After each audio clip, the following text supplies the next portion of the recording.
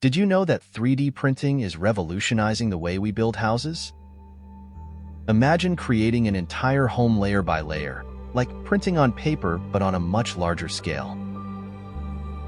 Welcome to the future of construction. 3D printing in construction uses large, industrial printers to lay down layers of concrete to create structures. It's precise, efficient, and capable of printing complex designs that traditional methods can't achieve. So, why is this technology gaining attention? A typical 3D printed house can be built in a matter of days instead of months.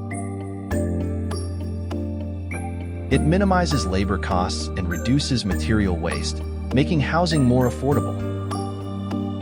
This technology allows for unique, innovative designs that are difficult or impossible to achieve with traditional methods. So, what do you think about 3D printed houses?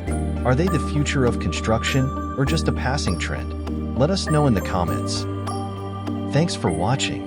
For more amazing content on construction, hit the like button, subscribe to our channel, and turn on notifications.